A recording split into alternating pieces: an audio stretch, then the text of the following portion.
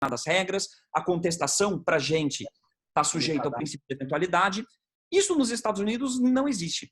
A fase inicial, a fase postulatória deles é uma fase de mostrar para o seu adversário quais são as armas que você tem. Mas depois você pode mudar o seu pedido, o réu pode apresentar novas defesas, eu posso até mudar o tipo de ação, eu posso converter uma ação individual numa ação coletiva. Então, é um regime muito mais flexível e daqui a pouco eu explico para vocês da onde vem essa flexibilidade. Terceira grande característica, uma forte influência política. Como eu falei para vocês, processo é poder, o processo americano é muito pragmático e em razão das consequências de cada escolha com relação a normas processuais, há um intenso debate político com relação a, por exemplo, o quão rígido deve ser o judiciário na análise da petição inicial para receber ou não demandas baseadas em especulação. Por exemplo, eu acho que a atitude do governo com relação ao Covid-19 está errada, eu acho que a gente tem que ter isolamento horizontal, isolamento vertical, enfim. Eu quero discutir esse tipo de demanda. O quão rígido deve ser o judiciário ao analisar o que na minha ação é fato e o que é especulação? Isso é marcado, então, por uma forte influência política. Geralmente, democratas defendem um maior acesso à justiça, republicanos defendem uma restrição maior, até porque os grandes réus nos Estados Unidos são grandes empresas. Então, quanto menor o acesso à justiça, quanto mais caro o acesso à justiça, menos as grandes empresas serão demandadas e, por consequência, mais a economia terá sua pujança. Isso, você pode achar isso bom, você pode achar isso ruim, isso eu não questiono, isso não debato, isso é uma questão quase que pessoal. Mas esse é o fato. É esse o debate que existe por lá. Quarta grande característica, ênfase no sistema adversarial. Um dos materiais que eu disponibilizei para vocês é um trecho de um livro, um casebook, que se utiliza nos Estados Unidos. Lá o ensino jurídico é feito essencialmente por meio de casos. É esse livrão aqui. Tá? Eu disponibilizei para vocês a parte inicial do livro para obedecer à regra de direitos autorais e não tirar cópia maior do que o devido, mas vocês vão ver que os dois primeiros casos que se estudam nas faculdades norte-americanas são casos que envolvem o papel do juiz. O quão ativo pode ser o juiz? E eu já respondo para vocês. A regra lá é que o juiz é essencialmente um condutor do debate. Ele é só um condutor do debate. O juiz não pode produzir prova de ofício, o juiz não pode interferir nas alegações das partes, não há um dever de cooperação ou algo do gênero. Isso vem de uma tradição cultural e de uma forte vinculação ao julgamento pelo júri. Isso me leva à próxima diferença, que são as amarras constitucionais. Falei que eram 5 diferenças, eu coloquei 6 diferenças aí para a gente estudar.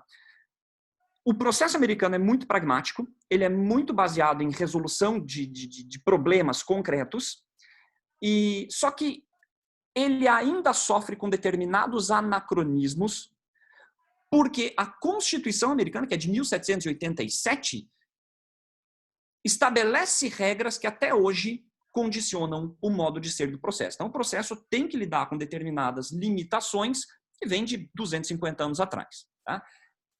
E o processo americano é fortemente dependente de um acordo.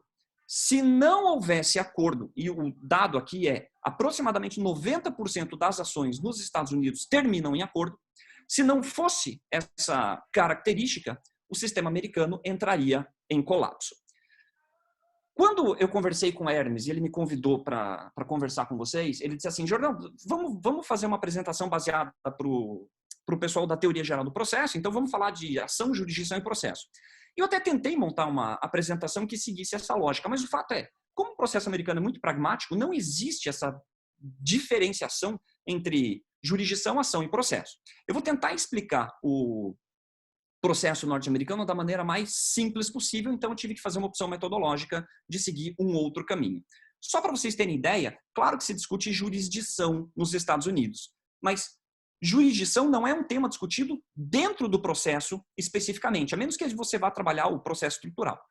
Geralmente discutem-se os limites da jurisdição na filosofia do direito e na ciência política. Aí são cientistas políticos estudando o processo norte-americano. Tá? A mesma coisa vale com relação à ação. Daqui a pouco eu vou mostrar para vocês. Existem coisas parecidas com condições da ação nos Estados Unidos, mas elas estão no texto constitucional e na interpretação da Suprema Corte. Então você não vai achar essa discussão em livros de processo, você vai achar essa discussão em livros de constitucional. Como é que eles pensam o processo americano? Vou tentar seguir a metodologia que eles adotam lá para a coisa ficar o mais clara possível. Tá? Então vamos lá. Primeiro ponto. Eu disse que o processo civil americano é pragmático. Isso é explicado por uma cultura de pragmatismo. Mas isso também é explicado pelo fato de as Federal Rules of Civil Procedure serem elaboradas pela Suprema Corte. Isso é um ponto importante. As Federal Rules, né, se a gente for traduzir as regras federais de processo civil, elas não são uma lei, elas não são um código de processo civil. Sempre que você vir esse termo Federal Rules, você está próximo de algo que no Brasil seria uma lei delegada. A gente não tem algo semelhante a Federal Rules no Brasil, mas eu explico do que se trata. O Congresso delega à Suprema Corte a competência para aprovar e pôr em vigor regras sobre processo civil. Como as regras de processo civil são feitas pela Suprema Corte, elas são muito mais pragmáticas, elas são pensadas por juízes para aplicação por juízes. Né? Ou, de maneira até mais ampla, são pensadas pela Suprema Corte para aplicação pela comunidade jurídica. Então, elas são regras que condensam entendimentos já consolidados na Suprema Corte e que, vez ou outra, tentam resolver problemas que a Suprema Corte não conseguiu resolver jurisprudencialmente. Tá? Uma outra característica fundamental aqui é a própria estruturação do judiciário americano. A Suprema Corte é formada por 9 juízes, e aqui eu falo do sistema federal, porque cada estado tem a possibilidade de se auto-organizar. Então, a Suprema Corte é formada por 9 juízes, indicados pelo presidente da República após sabatina pelo Senado, a gente copiou a regra deles. Em segundo grau de jurisdição, existem 13 circuitos e 108 juízes, e em primeiro grau, são 94 distritos e 700 juízes. Desses 13 circuitos aí que eu mencionei em segundo grau, 12 são numerados, vai do 1 ao 12, e um não recebe numeração, um que fica em Washington, D.C., e lida essencialmente com causas envolvendo propriedade intelectual. Só para efeitos de comparação, no Brasil, a gente tem essa configuração aqui. A nossa Suprema Corte tem 11 ministros, todo mundo sabe, só que a Suprema Corte deles exerce funções que no Brasil estão divididas entre STF, STJ, TSE, TST, STM. Então a comparação justa seria a gente dizer que no Brasil a gente tem 109 juízes, 109 magistrados, 74 ministros e 35 convocados, quando a Suprema Corte lá trabalha com 9 juízes. É porque eles trabalham mais que a gente? Não, pelo contrário. É porque lá não existe um direito de você recorrer à Suprema Corte. Você pode até recorrer, mas a Suprema Corte escolhe discricionariamente quais casos ela quer julgar. E a escolha é discricionária mesmo. Ela vai dizer, eu quero julgar esse caso porque eu acho que é importante definir esse precedente. Os outros podem até ser importantes, mas eu vou deixar para uma segunda safra. Vem para a safra de 2021, 2022. Esse ano eu consigo julgar tantos casos. Em segundo grau, aqui no Brasil, a gente tem 5 regiões e 138 juízes. Tá? Aí o número está bem próximo. E em primeiro grau, eu não consegui achar um número de subseções que a gente tem no Brasil inteiro. Eu teria que somar todas as subseções de todas as regiões. Enfim, daria muito trabalho, ia gastar umas 4 horas para fazer isso. Eu deixei em aberto.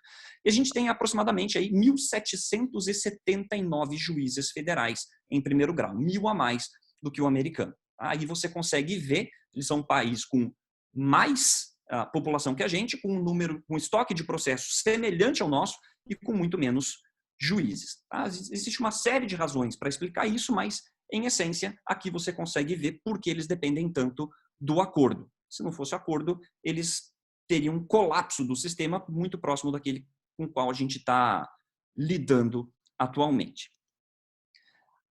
Algumas pequenas diferenças com relação aos judiciários. Primeiro, lá, juízes federais são indicados pelo presidente da República. Aqui no Brasil, alguns juízes são indicados pelo presidente, né? Ministros do STF, ministros de tribunais superiores, juízes de TRF.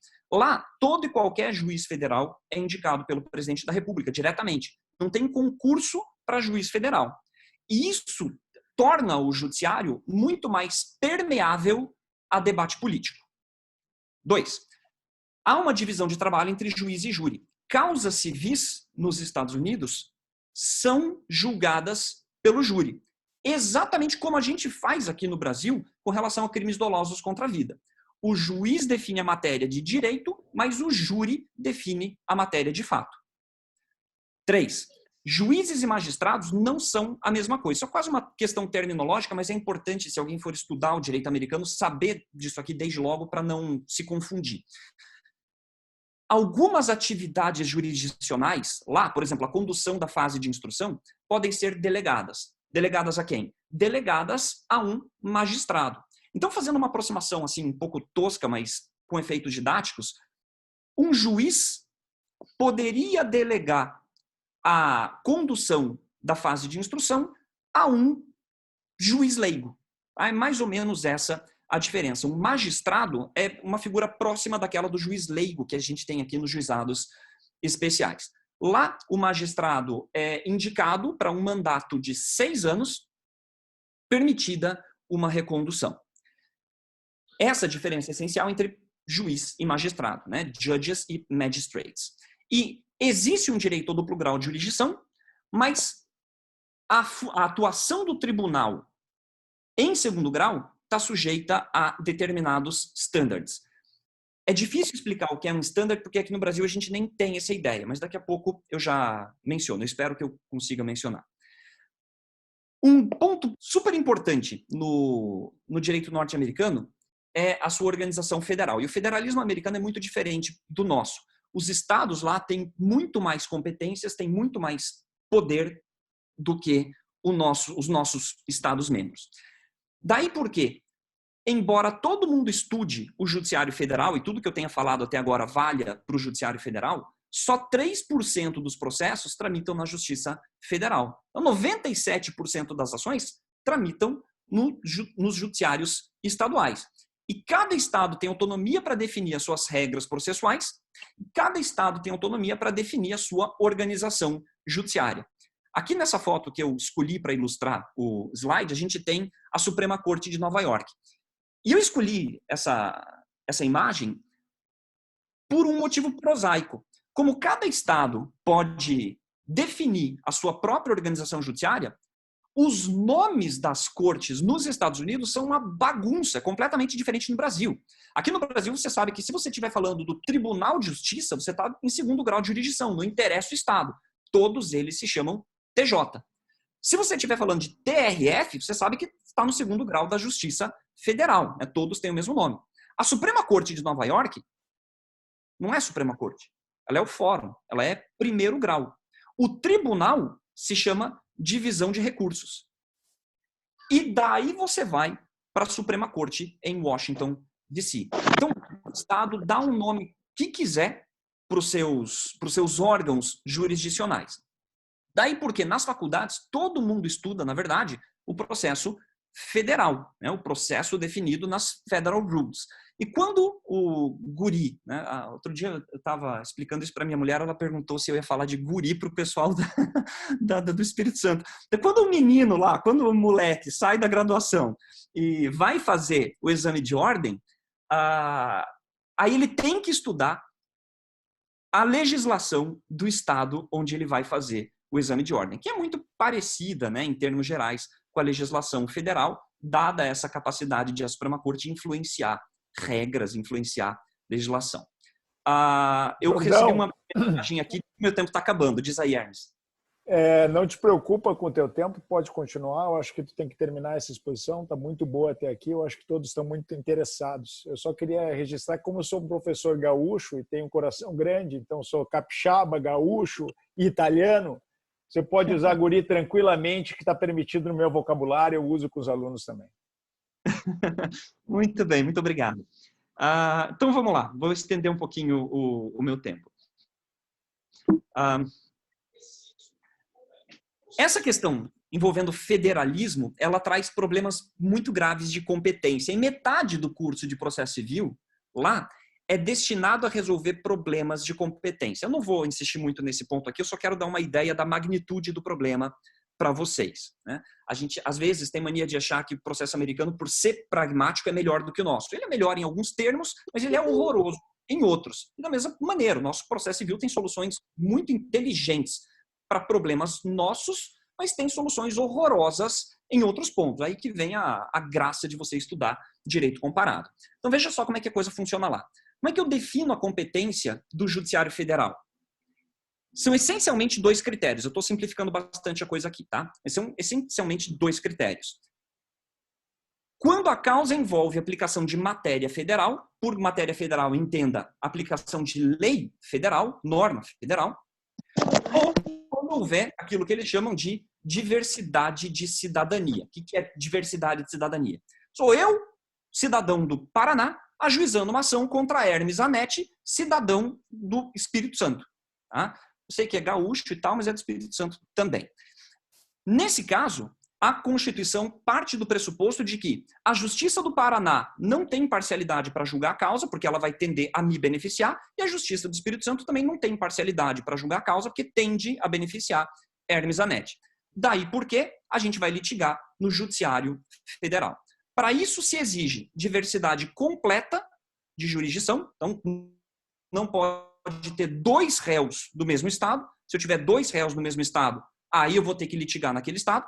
E o valor da causa tem que superar uma determinada quantia. Tá? Então, eles conhecem a ideia de competência em razão do valor da causa.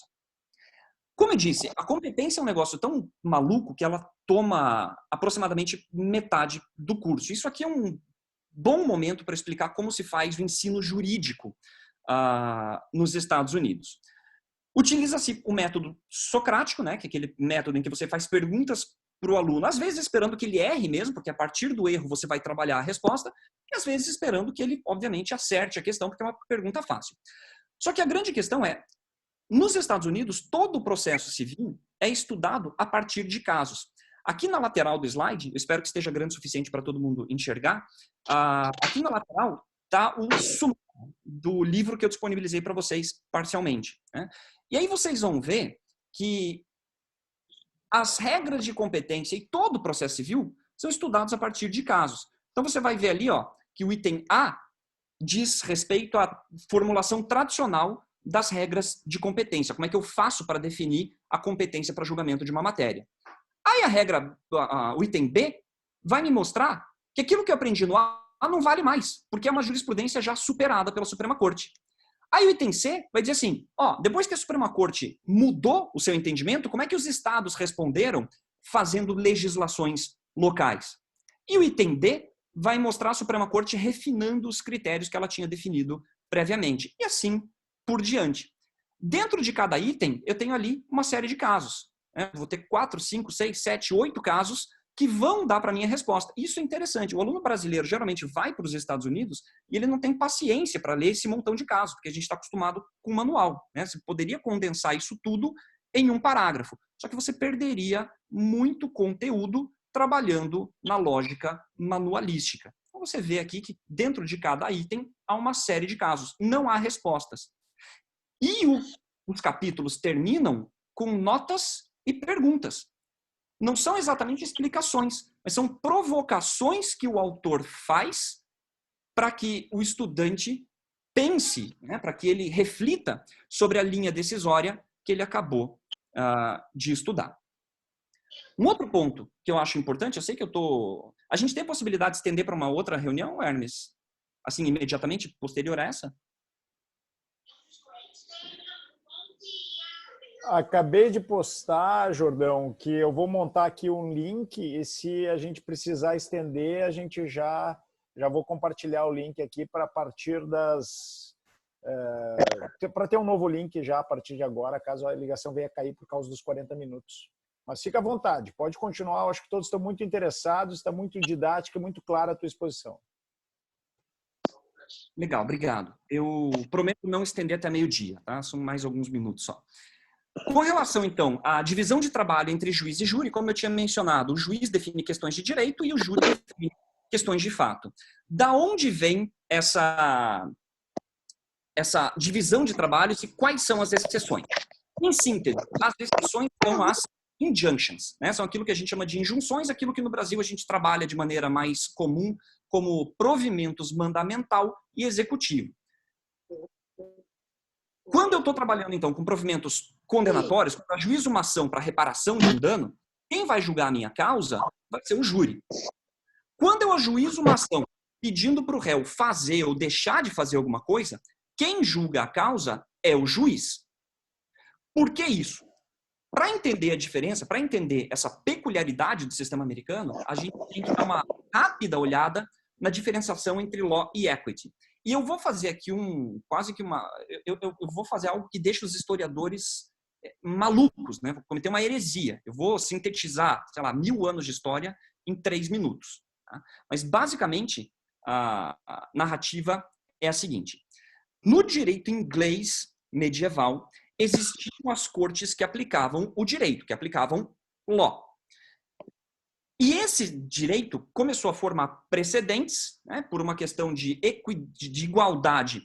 Aplicavam-se precedentes para tratar casos iguais de maneira semelhante, né, treat cases alike. E esse direito começou a ser conhecido como common law. Só que não existia uma ideia de amplo acesso à justiça no direito inglês medieval. O que existia era uma autorização do rei para você litigar. Se você quisesse ajuizar uma ação contra alguém, você tinha que pedir autorização para o rei. E aí o rei mandava uma carta para o xerife, um escrito, né, um writ, para o xerife local, dizendo assim, você pode citar o réu, pode trazer ele para a corte, porque ele vai ser ouvido. Isso, no mínimo, é um ponto que eu acho interessante, porque até hoje a gente fala de writ de habeas corpus, o writ do mandado de segurança, a gente chama as ações constitucionais de writs, né? A origem é essa, era uma autorização que você pedia para o rei. Só que o rei autorizava e já definia um procedimento. Daí porque o procedimento do common law sempre foi um procedimento muito engessado, sempre foi um procedimento muito inflexível, previamente estruturado. Isso, no período medieval, era bom, isso era bacana, porque esse procedimento engessado ele era uma racionalização, né? Ele veio para substituir o sistema de julgamento por ordalhas, aquela ideia de você andar sobre brasa, se jogar no rio, ver se afunda ou não afunda. Então ele era, de fato, uma racionalização. E o julgamento pelo júri, que fazia parte desse procedimento, era uma racionalização também, né, para substituir esses julgamentos mais irracionais ou meta-racionais. O problema era que, frequentemente, o sistema de common law não me dava uma resposta adequada, não me dava uma resposta suficiente para o meu problema.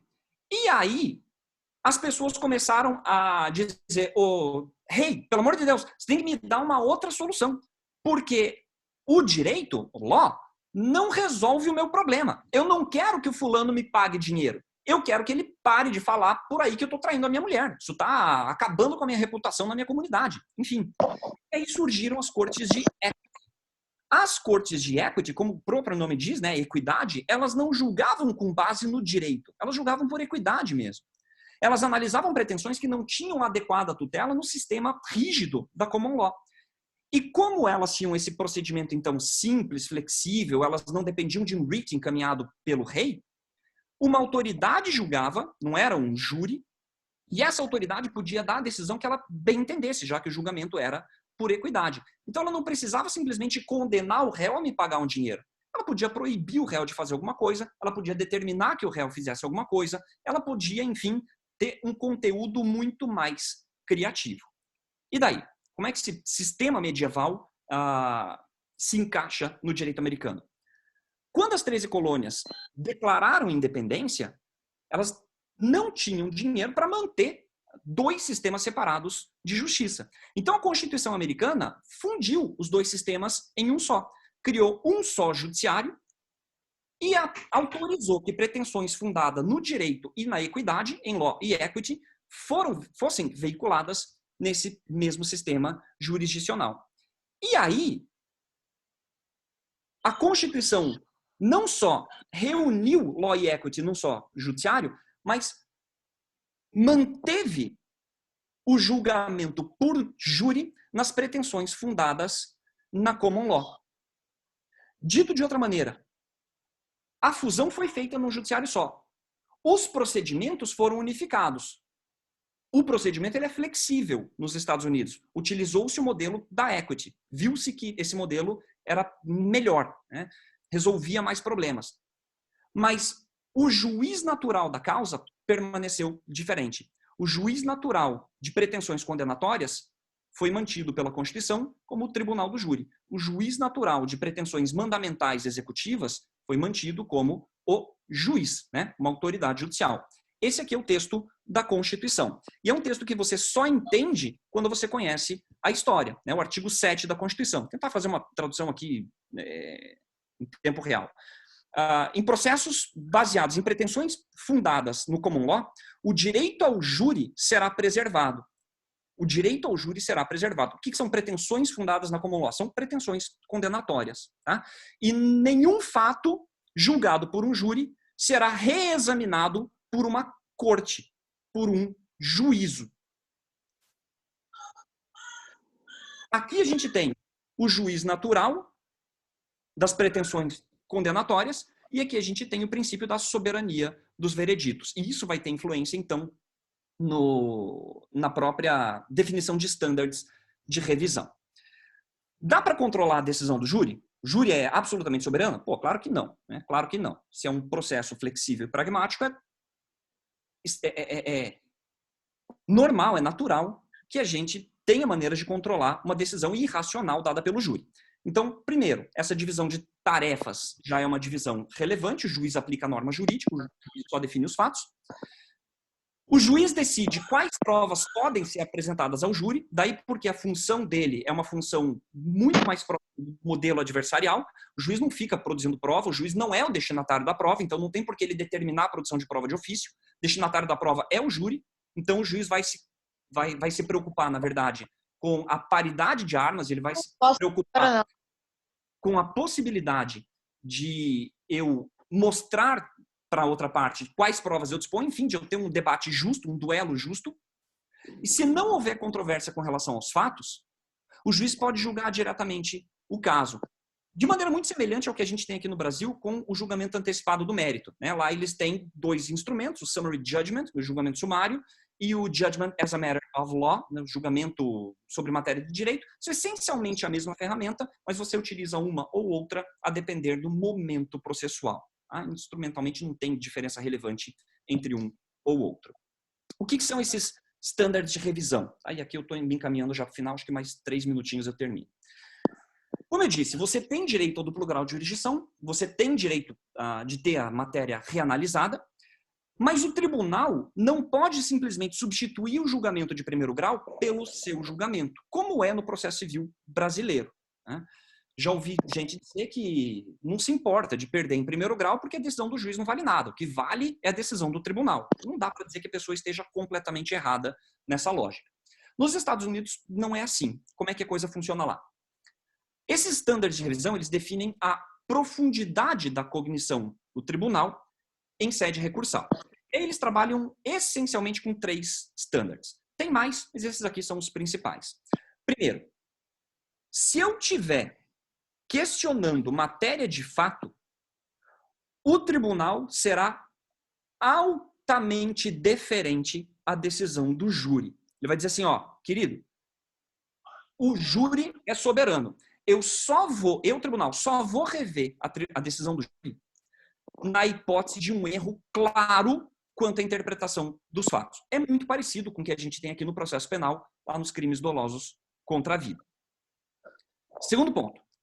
Se eu estiver discutindo matéria sujeita à discricionariedade do juiz, que é basicamente quando eu estou pedindo provimentos mandamentais ou executivos, o tribunal também será altamente deferente à decisão do juiz. Imagine que eu peço, sei lá, ô juiz, eu tenho uma loja de móveis de madeira e do lado da loja de móveis de madeira tem um posto de gasolina, né? Fecha o posto de gasolina porque se explodir aquele negócio, a minha loja pega fogo. Aí vem o juiz e fala assim, não, eu não vou fechar o posto de gasolina, porque gasolina é serviço essencial, eu vou fechar a tua loja de madeira. Por mais que o tribunal pense que essa foi uma decisão ruim, o tribunal não vai rever a decisão, porque ele só pode rever a decisão no caso de abuso de discricionariedade, algo parecido com o nosso abuso de poder. Tá? O tribunal vai dizer, eu acho que a decisão do juiz foi ruim, eu acho que a decisão do juiz foi burra, mas não compete a mim rever decisão que eu ache burra. Compete a mim rever decisão abusiva, e abusiva ela não foi. Aí a gente pode até discutir se o meu exemplo tem uma decisão abusiva ou não, mas enfim, essa é a ideia. Agora, questões de direito, essas podem ser reanalisadas pelo tribunal de maneira ampla. Então, se o tribunal acha que o juiz aplicou a norma jurídica errada ou que ele interpretou de maneira equivocada um precedente, aí o tribunal revê, e não existe nenhuma amarra para isso.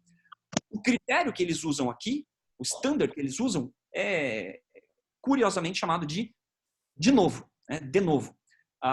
Que vem da expressão latina mesmo, é de novo, é analisar novamente, é uma reanálise de algo que já foi feito pelo juiz. Não há nenhum standard mais rigoroso a ser cumprido.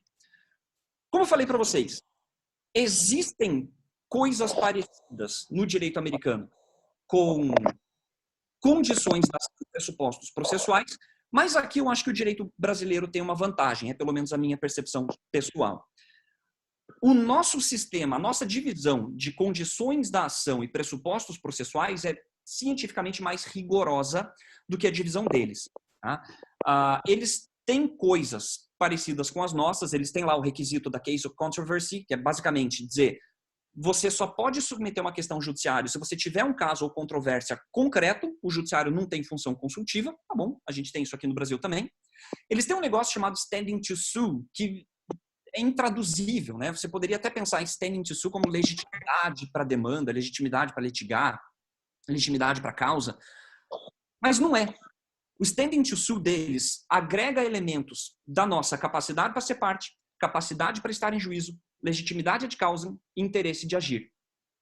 E isso faz com que o judiciário tenha uma margem de manobra muito grande para aceitar quais casos ele quer julgar e quais casos ele não quer julgar. Isso aqui é muito utilizado em processos coletivos para barrar ações coletivas que o judiciário não quer que passem pelo filtro. Tá?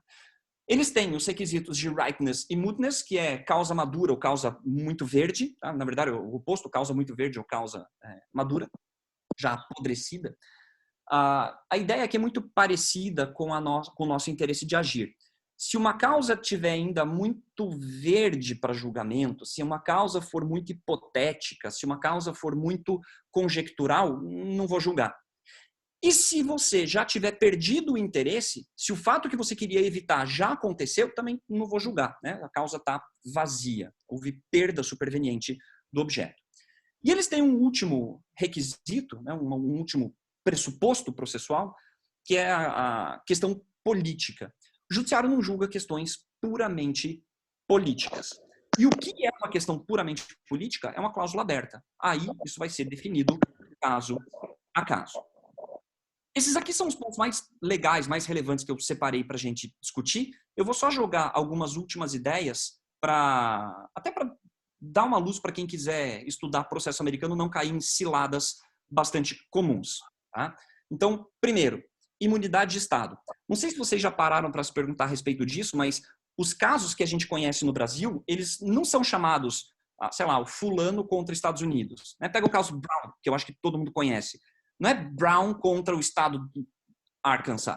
Não é Brown contra Estados Unidos. É Brown contra o Board of Education, a Secretaria de Estado da Educação. Você não pode processar o Estado nos Estados Unidos. Isso está escrito na Constituição. Existem maneiras de você contornar a imunidade de estado. E eu estou falando de estado membro mesmo. Você não pode processar Nova York, nem o Texas, nem o Arkansas e assim por diante. Existem maneiras de você contornar essa imunidade. E são maneiras, assim, ridículas, mas elas funcionam. Como a Constituição diz que você não pode processar o Estado para obter dinheiro, o que as pessoas fazem, no final das contas, é processar autoridades públicas. Então, por que Brown é Brown contra Board of Education? Por que as pessoas ajuizam ação contra o secretário de Estado, contra o presidente da República e assim por diante? É porque, na impossibilidade de processar o Estado, você processa uma autoridade pública para que ela faça ou deixe de fazer alguma coisa. Tá? Há uma semelhança aqui com o mandado de segurança, o nosso mandado de segurança, em que você deve indicar uma autoridade coatora. Se você vai estudar processo americano, um primeiro ponto ao qual você deve estar atento é a diferença entre jurisdiction e adjudication. Aqui é só uma questão terminológica, mas ela dá um nó na cabeça. Adjudication é jurisdição. Adjudicate não é vender um bem, né, no processo de execução. Adjudicate é julgar, é exercer jurisdição. Jurisdiction é competência. Então, você tem que ficar atento. Já passei vários textos para pessoas lerem, elas voltaram me perguntando, mas Jordão, o que tem a jurisdição? O que tem a adjudicação a ver com a história? Não entendi a execução com a jurisdição. Tem nada a ver uma coisa com a outra. Tá? Tem que ficar ligado nesses termos aí. A fase de instrução deles, a discovery, é extremamente ampla e invasiva. Existe um dever no direito americano de você entregar todo o documento, toda a prova de que você dispõe para a parte contrária, ainda que essa prova seja contrária ao seu interesse. Então não existe essa bobagem, na minha opinião, não faz sentido que isso esteja no código, né? Você não é obrigado no processo civil a produzir prova contra si mesmo. Isso não existe. Para um americano isso não entra na cabeça, né? Assim como não entra na nossa cabeça por que eles entregam. É a pergunta que todo brasileiro se faz. Mas eles cumprem essa regra? Cumprem. Mas eles entregam a prova? Por que ele não come a prova? Se vocês quiserem, a gente conversa sobre isso mais tarde. Mas sim, eles cumprem. Tá? E existem pouquíssimas hipóteses de agravo de instrumento. Então, um outro ponto terminológico aqui é appeal não é necessariamente de apelação. Appeal é recurso. Né? Como eu mencionei agora há pouco, em Nova York, por exemplo, o tribunal se chama divisão de recursos. Né? O nome ipsis literis é Appellate Division.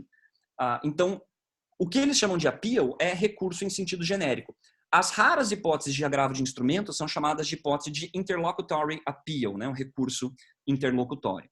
Então, são esses os pontos aí que eu separei para a gente discutir, para mostrar para vocês. São esses pontos que eu achei mais relevantes, mais interessantes. Como eu já estou chegando a 40 minutos de apresentação, eu vou parar por aqui e, sei lá, trocar uma ideia. Obrigado.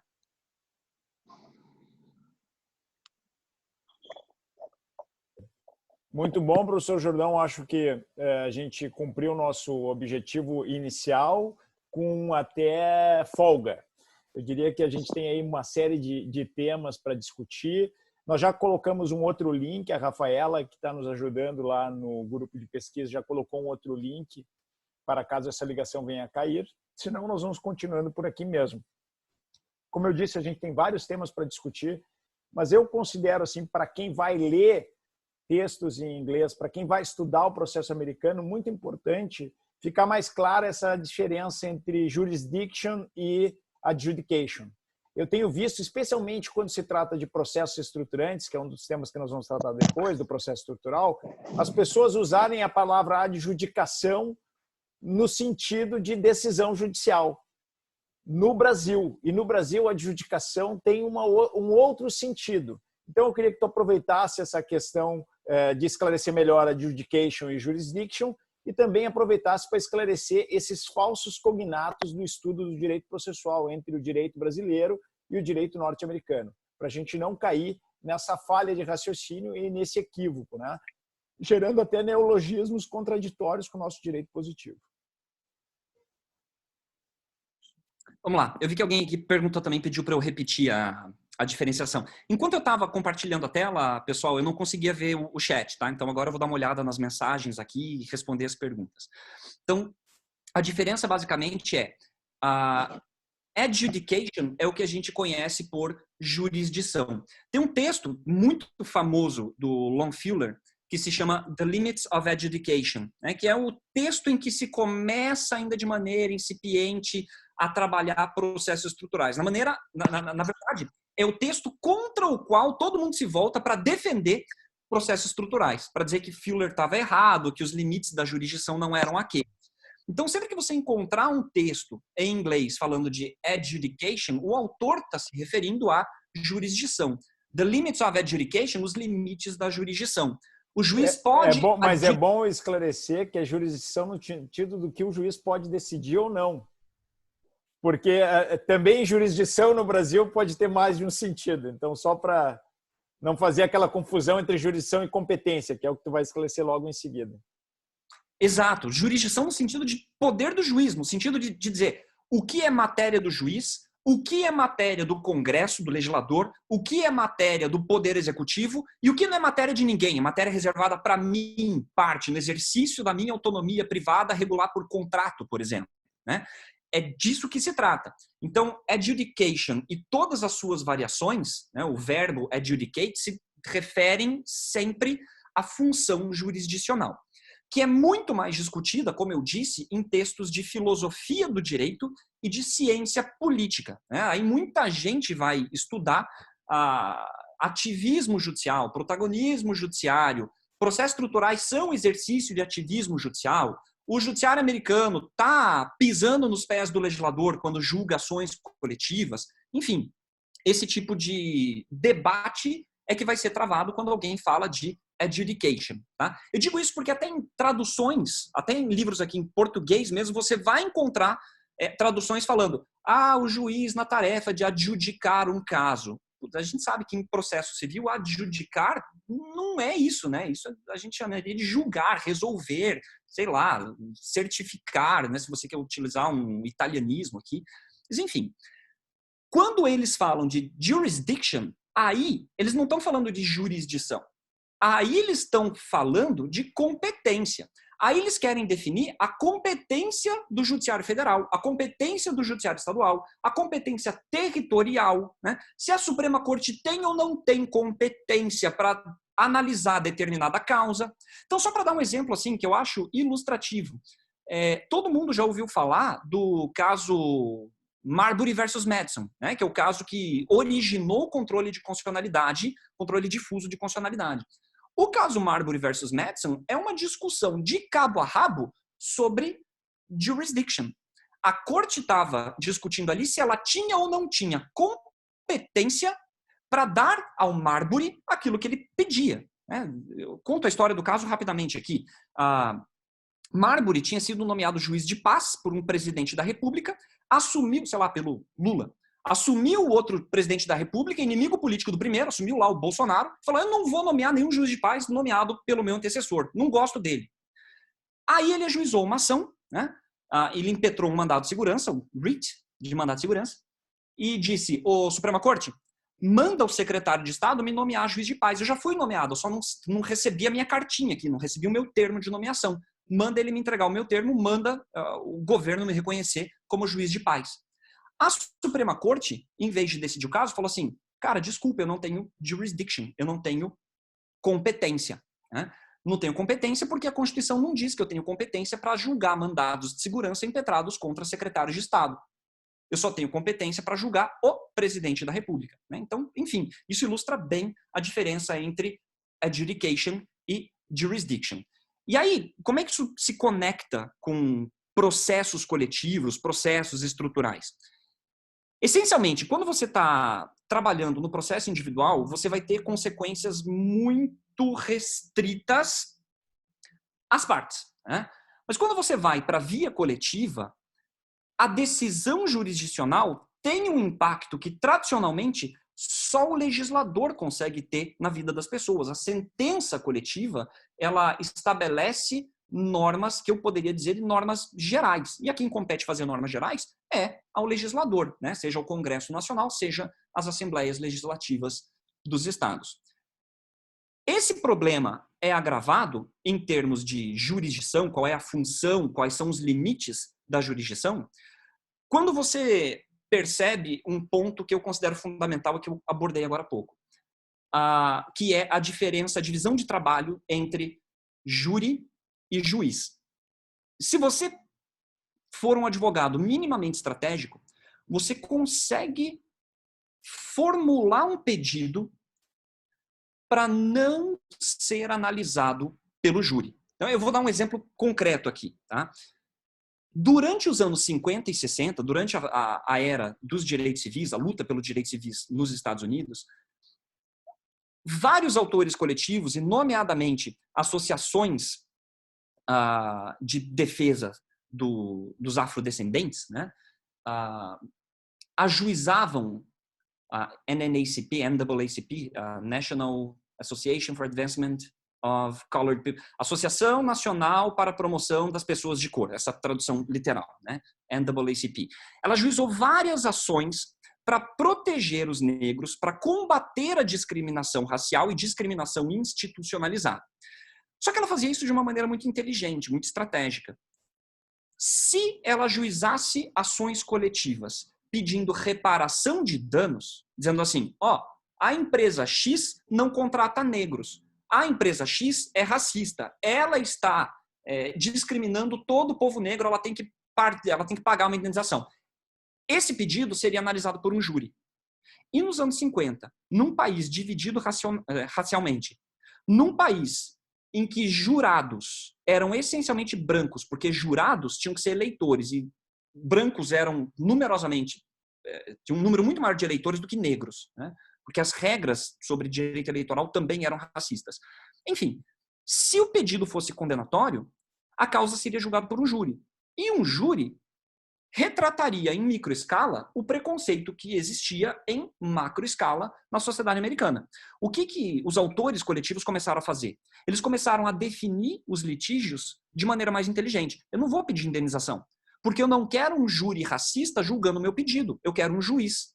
A chance de eu encontrar um juiz equilibrado, um juiz não racista, é maior do que a chance de eu encontrar um júri equilibrado, um júri não racista. E aí eles começaram a ajuizar ações contendo exclusivamente pedidos injuncionais, né? Pedidos mandamentais executivos. Juiz, manda o Estado fazer alguma coisa. Juiz, manda a empresa fazer alguma coisa. Juiz, proíbe a empresa de discriminar. Proíba o Estado de ditar a legislação discriminatória. E assim por diante. Na medida em que o pedido é feito dessa maneira, eu estou afastando a competência do júri, que é uma competência tradicionalíssima, é uma competência constitucionalmente prevista, e eu estou entregando a causa para julgamento pelo juiz. Quando se percebe que isso é feito de maneira estratégica, parte da doutrina começa a questionar os limites da jurisdição, né? The limits of adjudication. Mas o juiz pode fazer isso? Mas isso não é matéria para o Congresso? Se o Congresso editou uma legislação de separação racial, por que o juiz vai dizer que eu não posso? Se o juiz der uma... Hoje a gente nem discute isso porque, assim, falar de segregação racial é chutar cachorro morto. Né? Ninguém, em sã consciência, defende segregação racial. Mas nos anos 50, nos Estados Unidos, isso aqui era uma questão sensibilíssima. Isso aqui era uma questão que gerava linchamento de pessoas nas ruas. Só por ela ser negra ou por ela ser branca. Né? A violência contra o negro é muito mais marcante do que a violência contra o branco, mas existia violência nos dois polos. Enfim. Então, aí começa a surgir esse debate. Mas, será que o processo coletivo ele não está permitindo ao judiciário que se substitua ao Congresso? Enfim, é aí que há uma pedra de toque, né? Aí é que há a interseção entre processo coletivo, os limites da jurisdição e aquilo que a gente define como adjudication mesmo. Eu falei que mesmo em traduções a gente encontra esse termo adjudicar. O livro do Owen Fiss, né, que trabalha muito processos estruturais, é um dos autores seminais sobre processos estruturais nos Estados Unidos, tem um amor pelo caso Brown, assim, que sei lá, admirável. Foi traduzido dessa maneira. Vocês vão encontrar muito lá no livro dele, Um Novo Processo Civil, já é uma edição antiga, tem 10, 12, 15 anos. O termo adjudicar, né? Pode o juiz adjudicar e tal. É um falso cognato. E aí a gente tem que tomar cuidado quando a gente for estudar direito comparado para não comprar esses falsos cognatos como neologismos que acabam, ao invés de simplificar a compreensão, prejudicando a compreensão do tema. Jordão, eu gostei muito dessa parte. Eu queria conectar com uma outra coisa que tu falou e que eu sempre estudei, eu sempre achei muito interessante. Me lembro de ter lido a primeira vez sobre isso no René Davy, a ideia de que o processo civil ele não é estudado como processo civil só, necessariamente. Ele é estudado no campo da filosofia do direito, ele é estudado como uma matriz da própria política norte-americana, e ele é muito pragmático. Tem até uma citação famosa que eu uso muito, do Alexis de Tocqueville, falando que o juiz americano, todos os dias, ele ingressa na política, muito embora o juiz americano não faça política. Quando você vai observar o que fazem as cortes norte-americanas, elas fazem, na verdade, a prática normal de qualquer corte de justiça.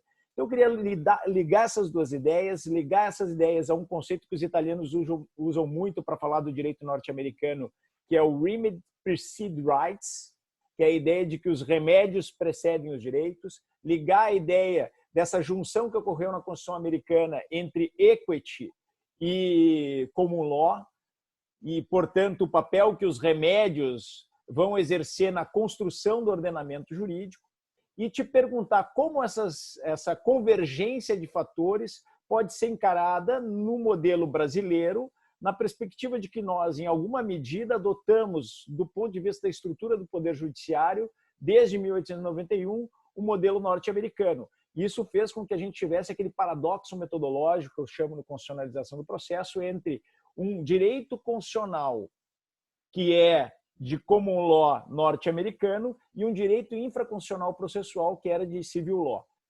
Por que eu digo isso? Porque nós acabamos desenvolvendo muito fortemente uma dogmática jurídica que nos permite chegar a resultados muito próximos dos resultados que foram alcançados pela jurisprudência dos direitos civis norte-americanos. E também a desenvolver uma litigância estratégica que talvez possa ir até um pouco além daquela litigância estratégica que foi feita nos Estados Unidos na era dos direitos civis. Porque nós podemos ingressar até mais do que o judiciário americano em algumas questões políticas, se for na perspectiva do direito. Eu queria que tu fizesse assim, pegasse esse pupurri de questões e fizesse um diálogo com essas ideias. Vamos lá. Esse é um ponto, isso parece pergunta combinada, mas eu juro por Deus que não é, né? Esse é um ponto que eu trabalho na minha tese, inclusive.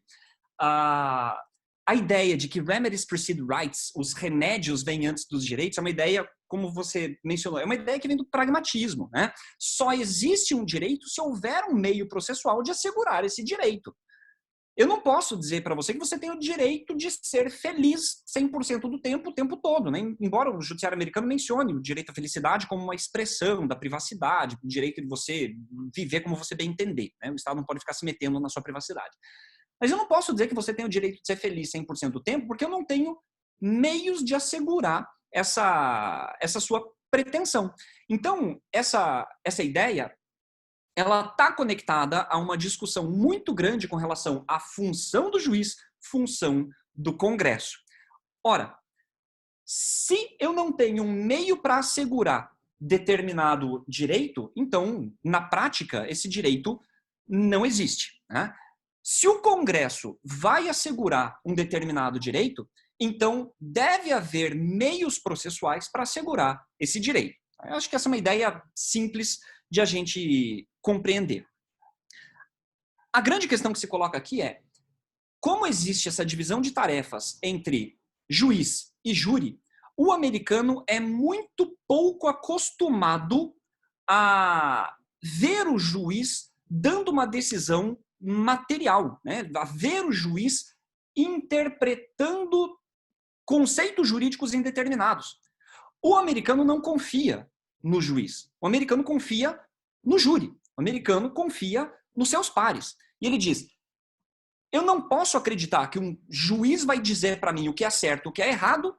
Eu não posso acreditar que um juiz vai dizer para mim qual é o conteúdo de um determinado valor, quando a própria Constituição diz que essa é uma tarefa do júri. Então, é uma questão cultural, né? Eles gostam de ver o juiz como uma espécie de árbitro de futebol. Ele não interfere no jogo. Né? Se a bola vier para cima do árbitro, ele pula e deixa a bola passar, mas ele não interfere no jogo. Eu acho que aqui no Brasil a gente tem uma possibilidade muito maior de aplicação de remédios estruturais. Eu sei que tua pergunta não é sobre estruturais especificamente, mas vamos estabelecer dessa maneira. Eu acho que aqui no Brasil a gente tem muito menos conflito, a gente tem um ambiente muito mais propício a ter uma figura judicial mais atuante, mais protagonista. Não estou falando de juiz político partidário, estou falando de juiz atuante, juiz protagonista, tá? Do que nos Estados Unidos, por uma série de motivos. Primeiro, a Constituição americana é liberal, a Constituição americana é sintética, é uma constituiçãozinha pequenininha de 7 artigos. Tá? É uma Constituição que não fala nada sobre direito do trabalho, é uma Constituição que fala muito pouco sobre valores. E é uma Constituição cujos valores foram forjados no final do século XVIII. Né? Então, o trabalho da Suprema Corte lá de adaptação, interpretação, de modernização, né, contemporaneização da Constituição é um trabalho sempre aberto a críticas. A nossa Constituição é de 88. Não tem um gap geracional tão grande entre a nossa Constituição e a nossa sociedade contemporânea. Uma ou outra norma precisa de atualização interpretativa, uma ou outra norma precisa ser interpretada de maneira a afastar eventuais antinomias, mas o problema é muito menor do que na Constituição deles. Outro ponto, a nossa Constituição está repleta de valores, repleta. A gente não pode dizer que quando o juiz brasileiro aplica o princípio da igualdade, ele está tirando um princípio da cartola, ou que quando ele aplica o princípio da dignidade, ele está tirando um princípio da cartola. Ou que ele, sei lá, quando ele aplica um princípio qualquer, paridade de armas, ele está tirando um princípio da cartola. Ele está tirando um princípio da Constituição. O nosso problema é o oposto. O nosso problema não é tanto de arbitrariedade na criação, interpretação de normas constitucionais. O nosso problema é de acomodação de normas constitucionais. Eu vejo que esse é o desafio que a gente tem que superar no Brasil. Praticamente, para cada problema que você tem que resolver, você tem 2 ou 3 ou 4 ou 5 princípios potencialmente aplicáveis. Daí porque a função do juiz no Brasil é muito mais uma função de acomodação, de definição de limites exegéticos, limites interpretativos, limites normativos, do que a função do juiz americano. E a gente está acostumado a ver o juiz decidindo causas. Para a gente, o julgamento por um júri é excepcional. Para a gente, é função do juiz resolver o mérito.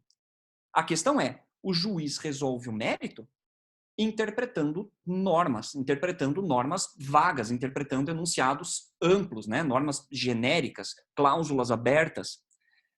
O que a gente precisa definir, e aí já não é mais nem no âmbito do processo, é no âmbito da hermenêutica, é no âmbito da teoria geral do direito, é o modo de se fazer uma interpretação adequada, o modo de se fundamentar uma decisão sem esquecer de outras possibilidades. Porque eu acho que esse é o maior defeito na fundamentação das decisões no Brasil hoje. Tá? Eu decido de determinada maneira, eu aplico um determinado princípio, mas eu esqueço que outros 5 princípios poderiam ser aplicáveis e eu poderia fazer juízo de ponderação entre todos eles. Se eu não quero aplicar os outros 5 princípios, eu tenho que dizer, eu não aplico o princípio B pelo motivo tal, princípio C pelo motivo tal, e assim por diante. Mas eu vejo que o nosso processo é muito mais adequado a esse tipo de atuação do que o processo americano. Seja porque a nossa Constituição traz uma lista de valores que são valores jurídicos, não são valores tirados da cabeça do juiz, seja porque a função do juiz aqui no Brasil é uma função muito mais participativa do que lá. Só para vocês terem ideia, a gente adora dizer que o juiz brasileiro não é ativista, não é protagonista. O juiz brasileiro trabalha num sistema muito mais próximo do sistema adversarial do que o inquisitório. Você não consegue explicar isso para um americano. Para um americano, o sistema brasileiro é um sistema inquisitorial. Não há discussão com relação a isso.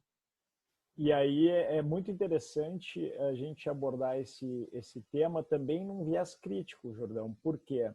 Porque quando os poderes políticos começam a perceber que, ao instrumentalizarem uma Constituição com tantos valores, ao aprovarem normas como o Código de Defesa do Consumidor, o Estatuto da Pessoa com Deficiência, as normas que nós temos nos diversos estatutos, o próprio Estatuto da Cidade, eles instrumentalizam o poder judiciário para, dentro do direito, limitar a discricionariedade do poder político com decisões jurídicas, começa a haver uma tensão entre democracia e direito, uma tensão entre facticidade e validade, para citar aqui o famoso texto do Habermas.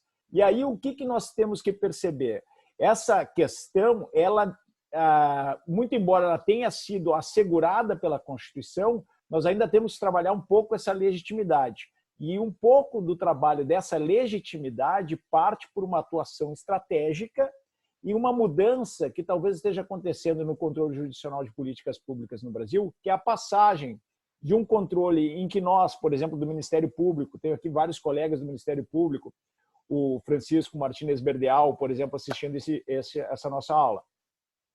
Passarmos daquele modelo em que nós dizíamos para o poder público, através do pedido que nós fazíamos na ação civil pública, que ele tomasse uma determinada medida, já dizendo qual era a medida mais adequada, para um momento em que nós passamos para o processo estrutural, em que a gente visualiza um problema estrutural. O que a gente pede num primeiro momento é o reconhecimento desse problema estrutural, que ele precisa ser sanado, que é um estado de coisas em desconformidade com o ordenamento jurídico, e a partir do reconhecimento da desconformidade começamos a criar em decisões em cascata as soluções, muitas vezes consensuais, para resolver esse estado de desconformidade. Então, acho que a gente pode evoluir ainda nesse aspecto. Eu estou fazendo esse comentário, mas eu não quero perder a oportunidade de ouvir os colegas, eu também não quero me estender demais, a gente está aproveitando aí que o Zoom abriu um pouco mais de espaço para a gente. Estou achando brilhante a tua exposição, Jordão, estou gostando demais dessa iniciativa. Pena que eu não gravei desde o início, a gente perdeu um pequeno pedaço ali. Mas é uma experiência, a gente sempre acaba aprendendo alguma coisa. E eu queria começar a abrir a rodada de perguntas, oportunizando o nosso querido colega da Universidade de La Plata, o professor Federico Sedlacek, companheiro aí de tantas atividades acadêmicas, se manifestar, fazendo uma primeira pergunta, fazendo uma primeira observação. Pode falar em espanhol, Federico, não tem problema nenhum, tenho certeza que o Jordão te compreenderá muito bem. Bueno, muchas gracias, Hermes. Un placer estar acá con ustedes y me siento un poco un visitante. Muy clara la exposición, Jordao, felicitaciones. Y la pregunta que me interesa por ahí hacer es, desde el punto de vista de tu experiencia en Estados Unidos, a grandes rasgos, si el sistema jurídico de Estados Unidos y los operadores del derecho de Estados Unidos, ¿qué posición toman en relación al control judicial de las políticas públicas? Es decir, teniendo en cuenta que ellos tienen un régimen adversarial en la litigación civil sobre todo, se ve desde afuera por lo menos que por el contrario, en ciertos temas que incluyen políticas públicas, tienen una gran actividad por parte del Poder Judicial, desde todo punto de vista, a veces en causas o casos que tienen apreciación pecuniaria, es decir, donde hay dinero de por juego y mucho, y en otras no tanto, cuestiones de salud, de infraestructura, de discriminación. Entonces, ¿cuál es la perspectiva general que tiene el sistema estadounidense en este aspecto? Porque a veces uno puede pensar que es incompatible ese sistema adversarial, ¿no?, con la concepción que tienen sobre el Poder Judicial y las políticas públicas. Si bien creo que esto lo explica muy bien el libro de Damashka, ¿no?, o sea, cómo confluir un poco todas esas cuestiones, me parece que me interesa saber un poco tu experiencia y cómo lo ves desde tu experiencia. Legal, obrigado, professor, pela pergunta. Na minha opinião, o sistema americano vive uma fase, nos últimos 10, 12 anos, de restrição do acesso à justiça. Não só no plano coletivo, não só com relação a controle de políticas públicas, mas também no plano individual, né? Há uma dupla de precedentes, né? a Iqbal e Twombly, depois eu jogo os nomes aqui no chat, né? para deixar escrito ali para quem quiser pesquisar, que restringem o acesso à justiça de qualquer litigante. Então, basicamente, o que esses precedentes fazem é dizer assim, olha, se você quiser apresentar uma petição inicial, você tem que trazer uma argumentação factível, você tem que trazer uma argumentação verossímil. Eu não posso deixar para você provar a tua argumentação só na fase de instrução. Por quê? Isso tem que ser compreendido em perspectiva. Porque a fase de instrução deles é extremamente custosa e invasiva. Você só compreende o processo americano quando você leva em consideração que a fase de instrução deles, a fase de discovery, é muito cara, é muito invasiva. Por quê? Porque eu tenho o dever de entregar para a outra parte todas as provas relativas àquela demanda. Então, sempre houve uma pressão muito grande de empresas para que a discovery fosse restringida. Ou para que demandas consideradas frívolas fossem limitadas. O que fez a Suprema Corte recentemente, isso aqui já é anos 2000, né? Ela elevou os requisitos para que uma petição inicial fosse recebida, tanto no plano individual quanto no plano coletivo. Só que esses requisitos, exigindo então verossimilhança das alegações, exigindo factibilidade, exigindo eventualmente até um início de prova acompanhando a inicial, teve um impacto muito maior nas ações para controle de políticas públicas. Porque uma coisa é eu ajuizar uma ação dizendo assim, juiz, manda a Hermes Anet me pagar a indenização porque ele me xingou no Twitter e eu estou ofendido. Isso é fácil, né? Eu dou um print do Twitter, eu junto com a minha inicial, minha alegação é factível. Uma coisa muito diferente é eu dizer, isso aqui é um caso real. Juiz, eu quero que você interfira na política pública do governo federal que aleatoriamente só escolhe pessoas de descendência árabe para serem revistadas.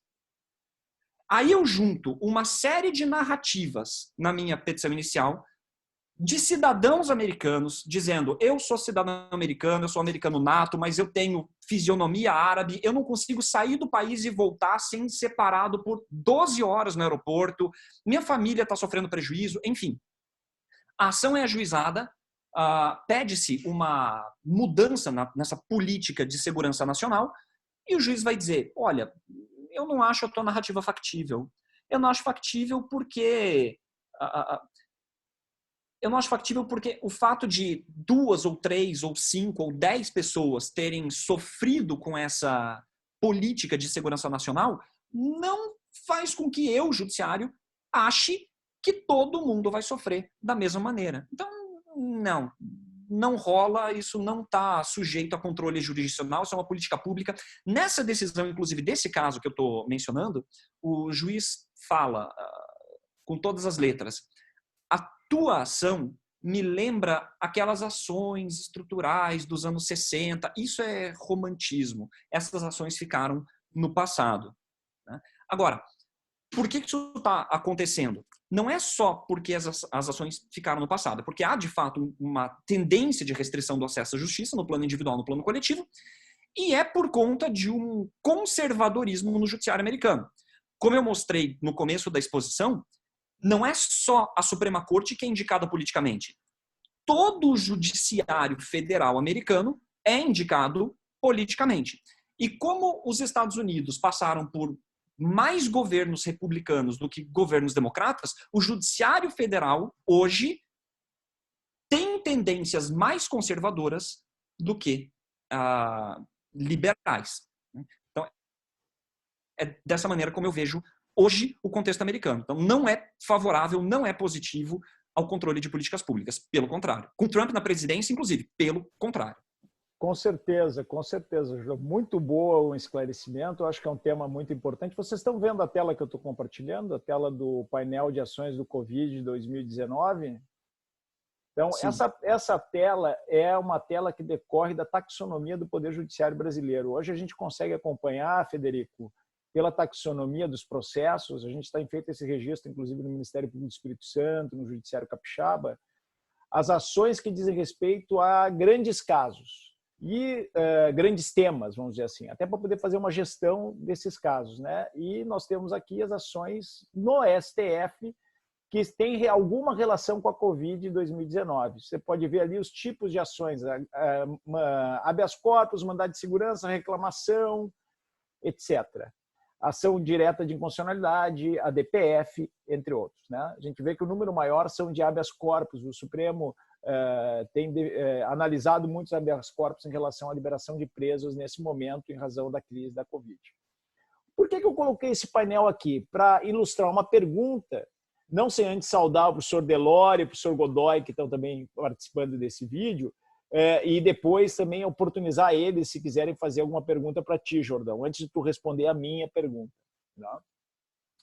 Mas, para ilustrar uma pergunta que tem a ver com o que tu explicou agora do caso que eles chamam Tweakball, que eles fazem uma fusão dos dois casos para dizer dessas limitações de acesso à justiça.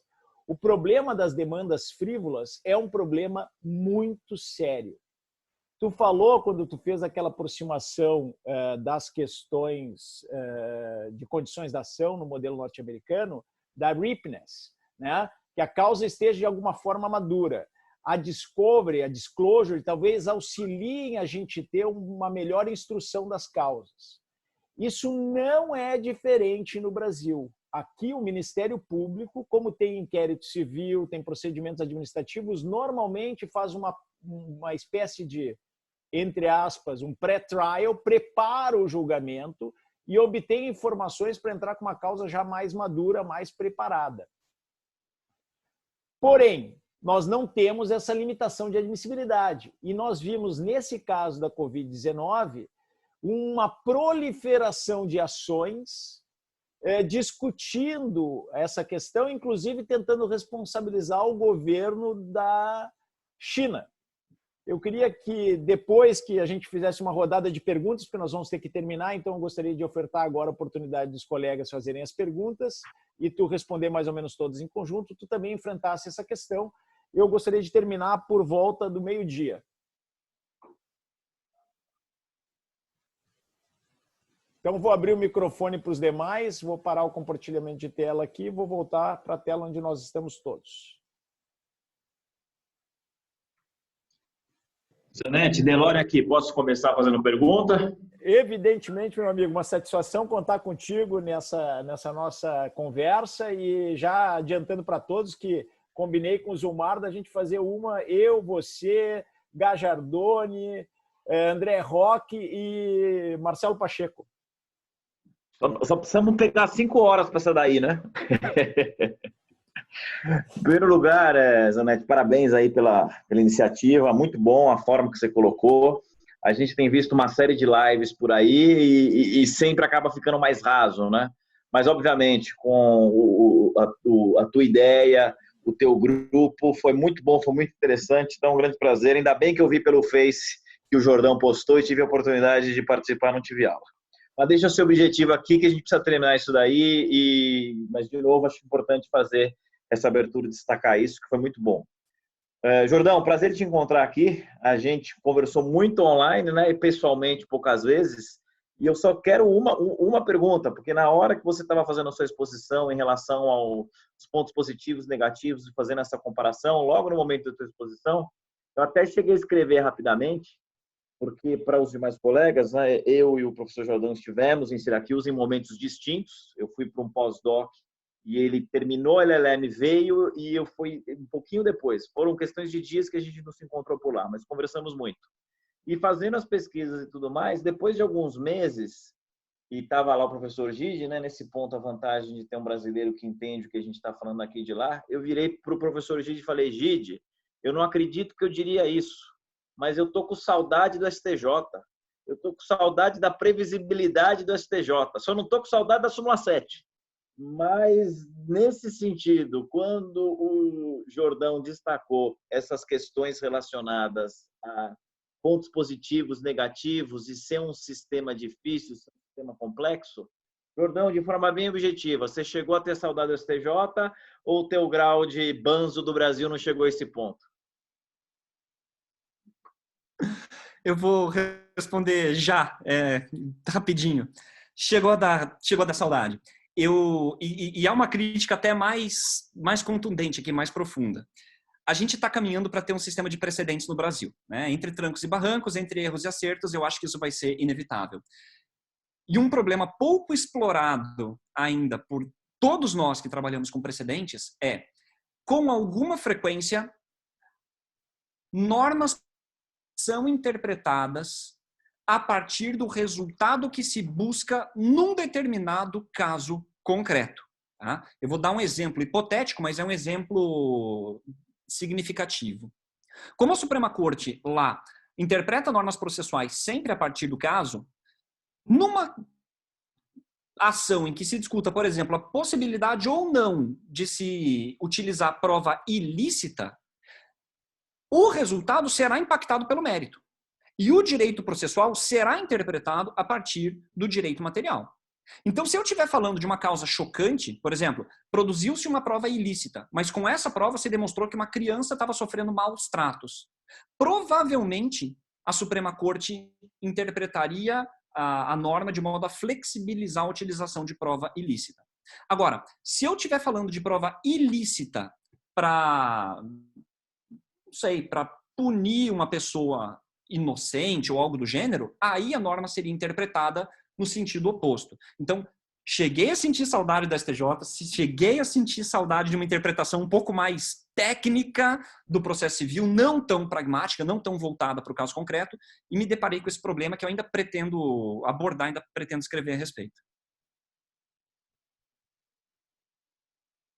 Muito bom, muito interessante. Eu vou passar também para o Leonardo Nunes, professor da Universidade Federal de Ouro Preto, grande entusiasta dos processos estruturais, para que ele também te faça uma pergunta, já aproveitando para saudar o Délio Mota, o Humberto Santa Rosa e tantos outros colegas e amigos que estão por aqui.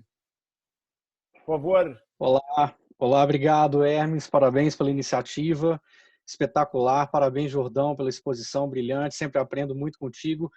Eu vou fazer um recorte, Jordão, me permita. Achei muito interessante a exposição sobre a diferença no procedimento, né? Ora mais rígido, vinculado ao método da Common Law, ora mais flexível pela Equity, e disso resultando um procedimento muito mais flexível.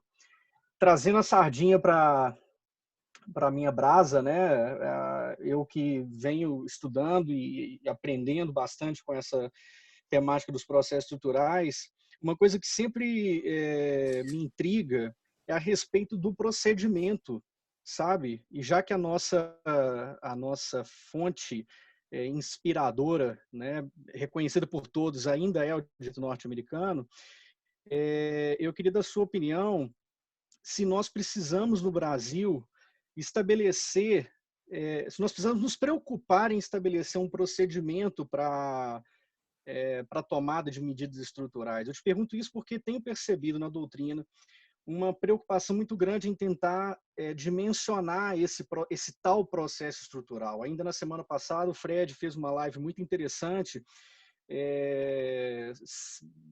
me instigou demais da conta, quando ele compara situações que já seriam de processo estrutural, como é o caso da falência, da recuperação de crédito, enfim. Precisaríamos, no Brasil, desenhar um modelo de processo estrutural? Será que nós não estamos, na verdade, num outro caminho de muito maior flexibilidade, quando falamos, por exemplo, em convenções processuais, em poder modelar o processo conforme as necessidades do caso? O que você acha disso, fazendo aí essa ponte com esse modelo flexível que nós temos nos Estados Unidos, muito embora, de acordo com a sua aula, esse caminho das medidas estruturais lá também está muito mais difícil, né? Se nós temos um cenário mais propício, o que você diria a respeito desse procedimento? Obrigado. Léo, muito legal os amigos participando da live.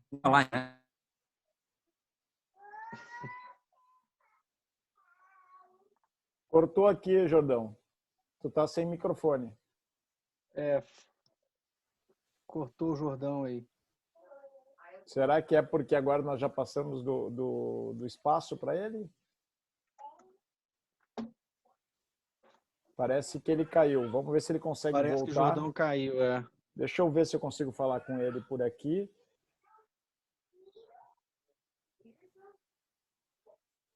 Vamos aproveitar, se alguém tiver mais alguma questão, a gente já começa a debater.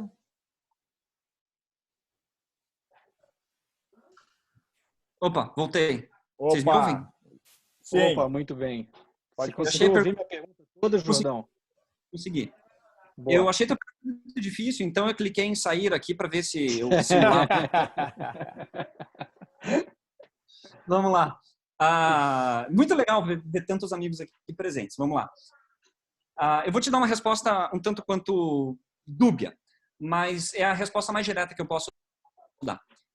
A gente não precisa de adaptação procedimental no Brasil, porque o processo civil brasileiro já tem ferramentas suficientes que permitem adaptação. Tá? Então, na minha opinião, necessário não é. Pode ser bem-vindo. Por que eu digo isso? Porque a gente está acostumado com início, meio e fim. Né? A gente gosta de dar uma decisão com decisões em cascata. Está cortando um pouco a tua de falência, voz. Concordo com o Fred. Está cortando um pouco a tua voz.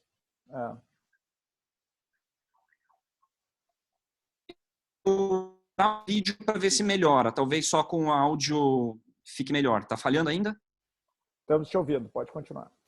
Legal. Enquanto a conexão está instável, eu fico só na voz, então, sem o vídeo. A gente está acostumado a ter uma certa segurança em ler a legislação e ver que a legislação autoriza o juiz, por exemplo, a dar decisões em cascata, né, que é o termo que o Sérgio utiliza. A gente gosta de ter previsibilidade, ler no código que o sistema de preclusões num processo estrutural será flexível, né, será flexibilizado. Então, pode haver modificação da inicial, pode haver modificação da contestação, pode haver reabertura da fase de instrução.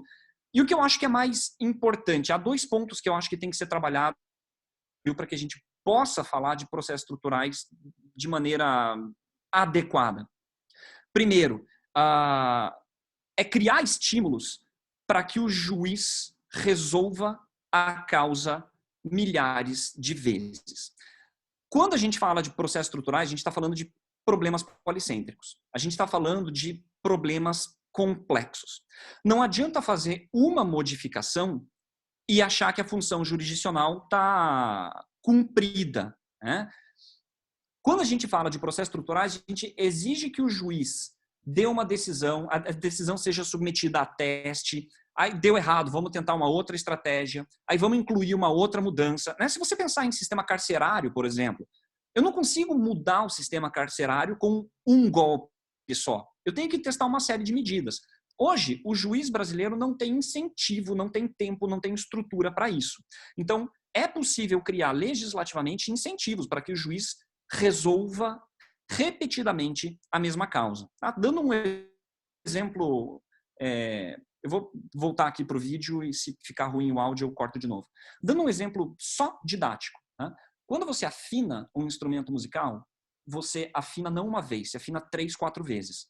Porque quando você afina a primeira corda, a segunda, a terceira, quando você chega na última, a primeira corda desafinou, porque você redistribuiu as tensões. Né? Então você tem que afinar tudo de novo e voltar uma terceira vez para se certificar. É isso que o juiz tem que fazer num processo estrutural. Ele tem que resolver o problema repetidas vezes. Um segundo ponto que eu acho que a gente tem que trabalhar no Brasil, e esse é mais complexo, é o nosso sistema de rotatividade. O juiz americano, ele não progride na carreira. O juiz americano é nomeado para ficar em um circuito e ele fica nesse um circuito. Se você foi nomeado pelo presidente para ser juiz federal em, sei lá, Miami, você vai ser juiz federal em Miami pelo resto da vida. Não interessa o quanto você odeie Miami e queira mudar para Nova York. Não vai mudar. Você não vai para o tribunal. Você não vai para a Suprema Corte. Você não progride. Aquela é a tua corte. É quando a gente vê em filme, assim, o juiz meio autoritário falando: eu não quero isso na minha corte. É a corte dele mesmo. É ali que ele vive e é ali que ele vai se aposentar. Processos estruturais geralmente são processos muito longos. Eles duram 10, 12, 15, até 20 anos. Para os padrões americanos, isso é inimaginável. Inimaginável. No Brasil, tudo bem um processo durar 10 anos, mas para eles, não. Né? E nesse período de tempo, ao longo de 15 anos, imagine quantos juízes vão passar por aquela vara, vão olhar aquele processo e não vão querer julgar porque tem coisa mais urgente para ser julgada e a produtividade sendo cobrada pelo CNJ. Uma vez eu conversava com um juiz do trabalho e ele disse para mim o seguinte: Jordão, o problema do processo coletivo é que o juiz, hoje, ele entra na carreira apaixonado pelo processo coletivo e ele quer resolver os problemas. Aí ele recebe uma açãozinha desse tamanho, uma ação civil pública desse tamanho, e ele manda citar o réu. Aí vem a contestação com documentos, fica desse tamanho. Aí tem a, sei lá, manifestação do autor, aí fica desse tamanho. Aí produção de provas, etc., faz, refaz. Depois de 5 anos, o processo é um... E se você chegar perto, ele te morde.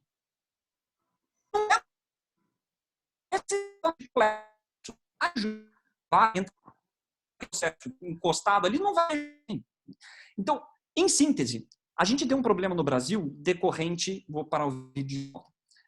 A gente tem um problema no Brasil decorrente do nosso sistema de promoção na carreira.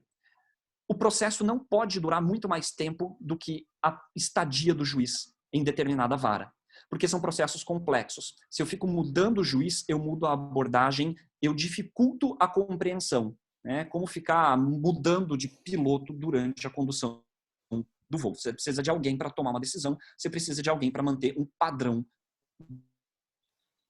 decisório. É isso aí. Muito bom, Jordão. Eu acho que a gente precisa realmente pensar esses estímulos, a gente precisa rever essa questão de como se dá a relação entre o juiz e a causa, e esses estímulos podem partir, inclusive, do CNJ, não necessariamente precisam ser estímulos legislativos, podem partir, inclusive, da administração judiciária de cada estado, né? E eu acredito que nós temos muitos assuntos ainda para continuar, infelizmente a gente está chegando perto do final. Eu tinha uma última pergunta para ti, na verdade é uma provocação. Eu vou colocar junto na mesma página que nós fizemos esse debate o vídeo do professor Fred sobre a teoria que ele desenvolveu e que nós discutimos num artigo que vai sair agora na Repro, eu, ele e o professor Rafael Alexandria, sobre os processos estruturais, que a gente faz essa divisão, né? E nesse artigo a gente fala que a complexidade e o policentrismo são características típicas, mas não essenciais dos processos estruturais. Então, eu vou deixar essa provocação para que todos pensem um pouco sobre isso, né? A gente sabe já que os processos estruturais eles são muito pragmáticos, indutivos, eles surgem das necessidades, e eu sempre fico vendo na maneira como o pensamento jurídico se conforma, tentando, depois de tanto tempo de experiência e estudo, como a gente tem, né, dessas discussões, eu me interesso muito por filosofia, muito por metodologia do direito no sentido amplo, o quanto essas tensões entre metodologias dedutivas e indutivas, conceitos e pragmatismo acabam aparecendo no discurso sobre os processos estruturais. Então, vou deixar essa provocação para que a gente reflita, vou compartilhar o texto lá na mesma página, vou compartilhar também o vídeo do professor Fred Didier.